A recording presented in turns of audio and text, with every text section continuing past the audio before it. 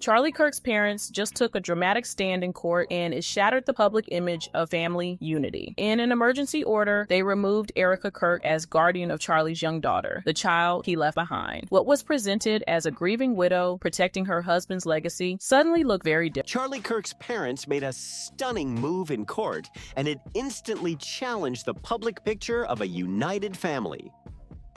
According to reports, they asked the court to remove Erika Kirk as guardian of Charlie's young daughter, the child he left behind. What had been seen by many as a grieving widow protecting her husband's legacy suddenly became the center of a growing family dispute. As Erika stepped into a bigger public role, taking on leadership duties, making appearances, and helping guide the organization, Charlie's parents were reportedly fighting behind the scenes over what they believed was best for their granddaughter's future. But notice how, when he was murdered, they didn't go and grab a constitution.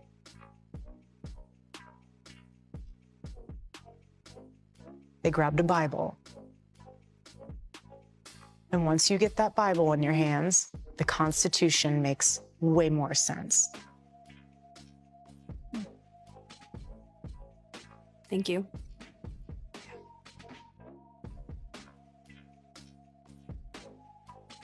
When the court order became public, the private conflict inside the Kirk family burst into the spotlight, and people started asking one major question. What made Charlie's own parents take such an unusual legal step regarding Erika's role as guardian? Court records from December reportedly granted Charlie's parents temporary custody while the case moved forward, with concerns raised about the child's well-being as Erika managed the demanding responsibilities of leading Turning Point USA. The tension inside the family reportedly started building long before the court became involved. At Charlie's memorial, his parents appeared quiet and deeply heartbroken, with their grief visible to everyone watching. His sister, Mary Kirk, also drew attention after photos and videos from the service seemed to show her looking at Erika with noticeable discomfort.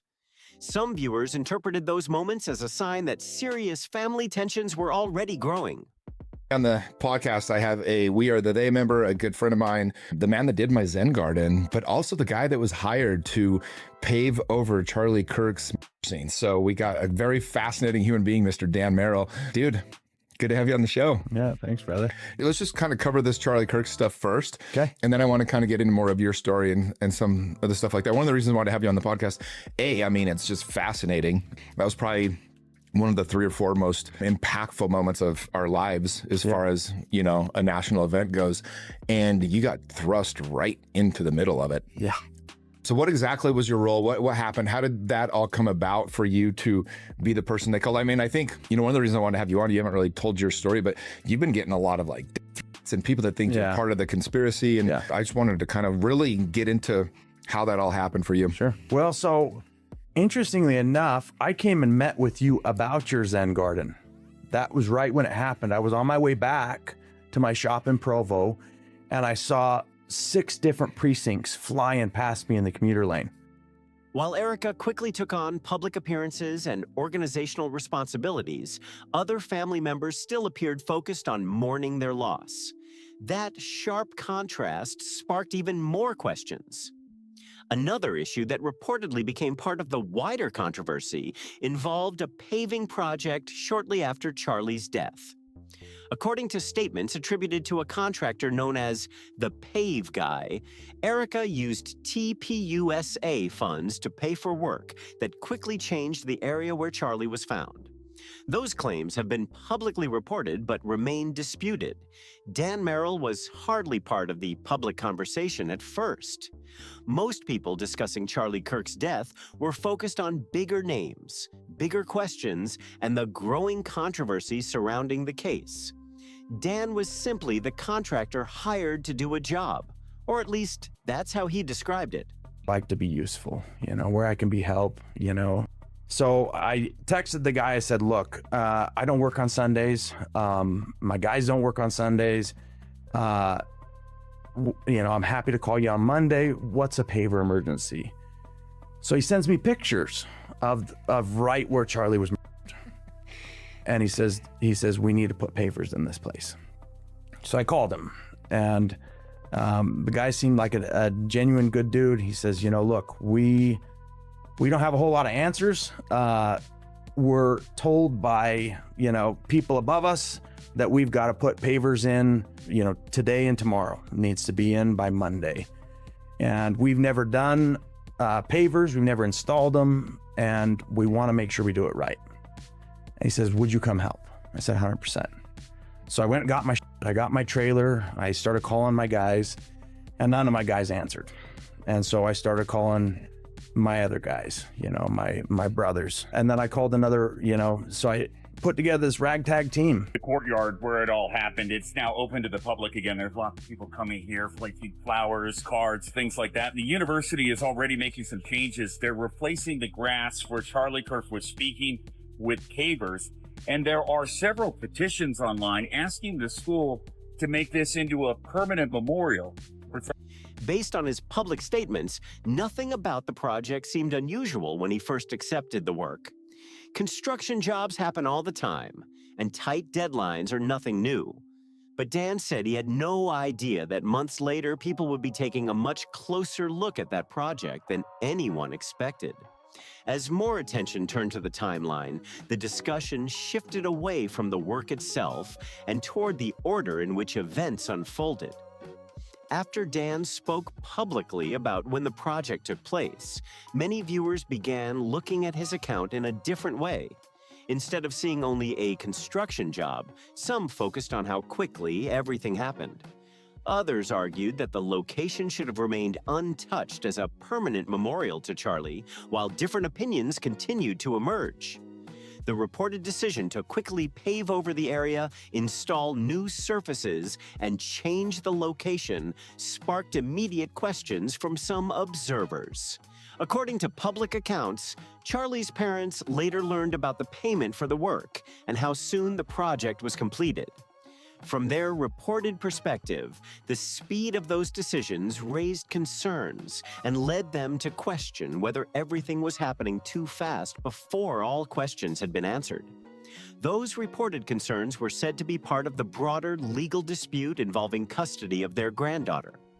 Court proceedings also reportedly examined how Erika's responsibilities shifted in the days after Charlie's death, including her leadership and management role. Commentator Candace Owens has publicly criticized Erika's actions at a praise and worship service held about 48 hours after Charlie's death.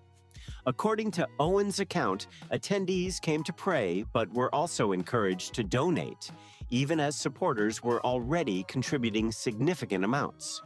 Those remarks reflect Owens' public opinion and have been the subject of ongoing debate. And as far as why Erika is lying and covering for Dan Flood, we're gonna need to get to the bottom of that.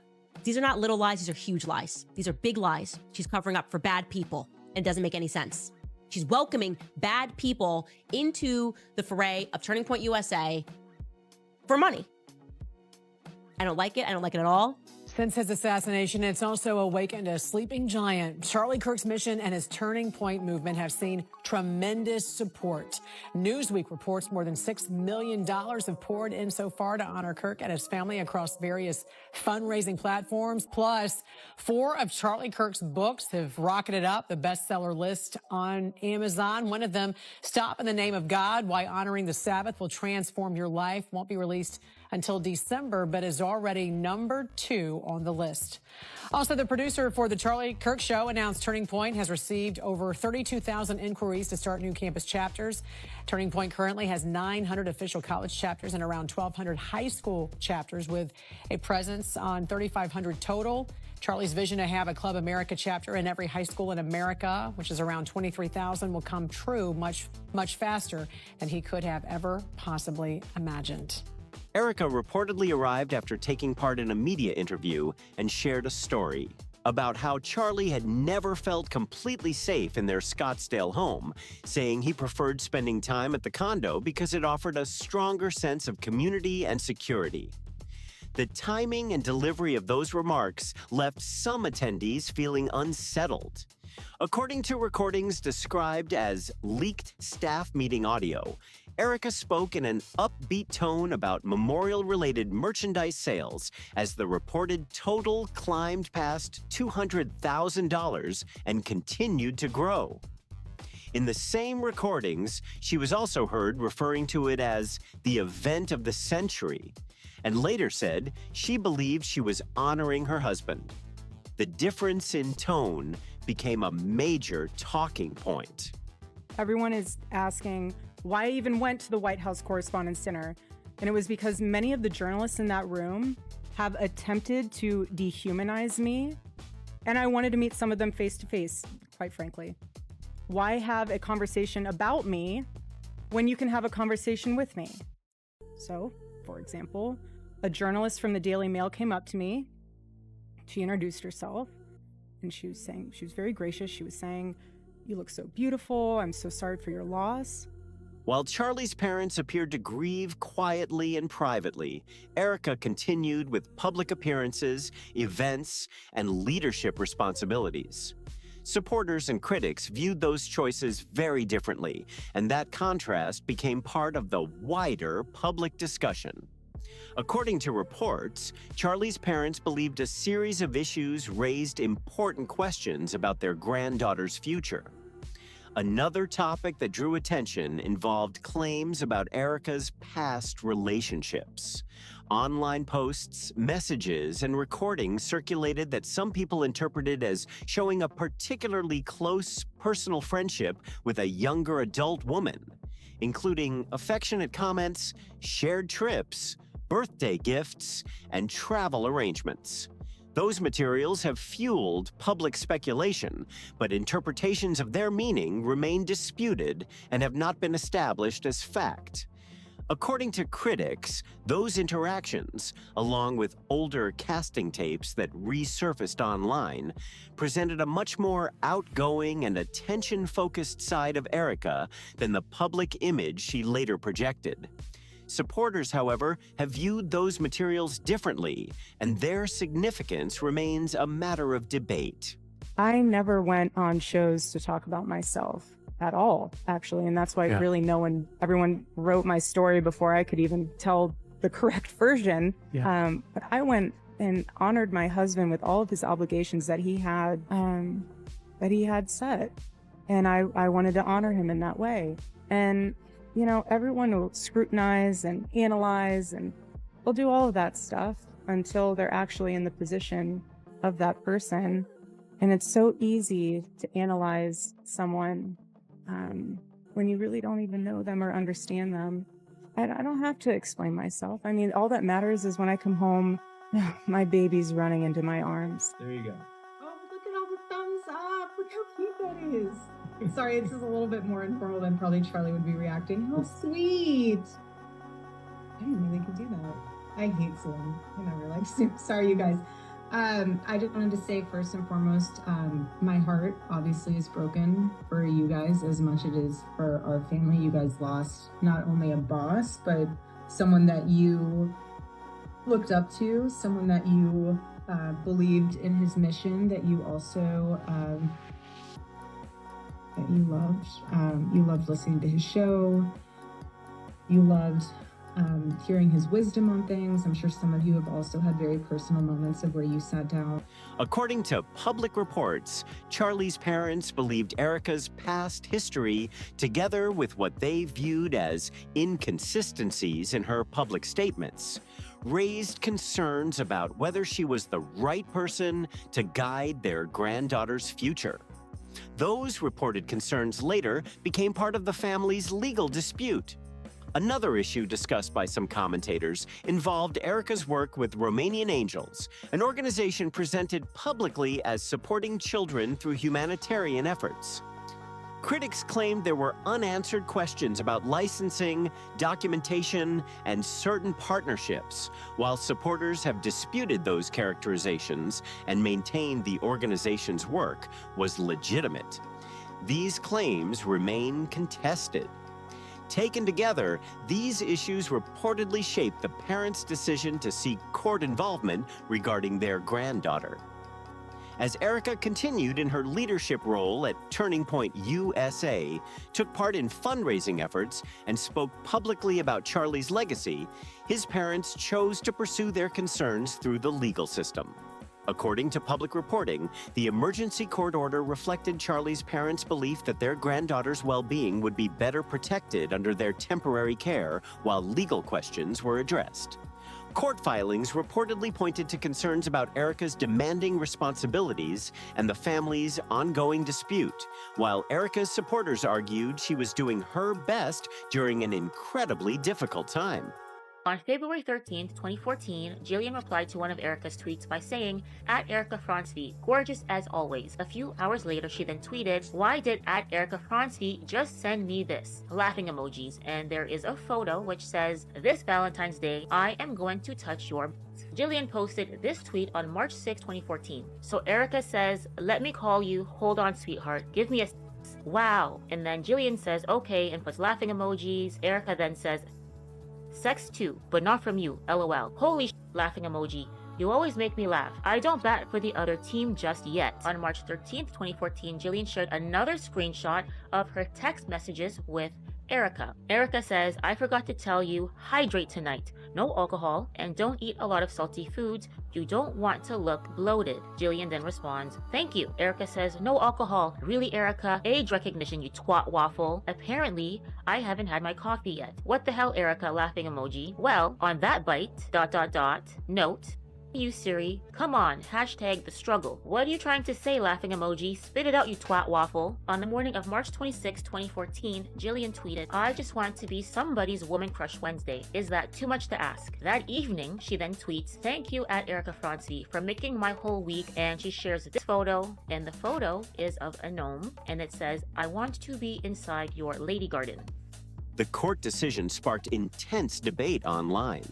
Some people defended Erika, saying she was carrying enormous responsibilities after Charlie's death and should not be judged too quickly. Others believed the ruling reflected family tensions that had been visible for months. One social media user wrote about Charlie's daughter. The little girl watched as her father got shot in her very own eyes. She will never forget that image. Another user posted, his parents are suffering and Erika Kirk is pretending. Others pointed to Erika's public interactions on social media and questioned them, while supporters disagreed with those interpretations. Really handsome. You look gorgeous. Are you fixing my... Got a little bacon. Baby, that's deep in there. Give them cleavage? People want cleavage. Showcase it. Sells, babe. Sells. That's me. That's against your religion. So it's not within the confines of marriage.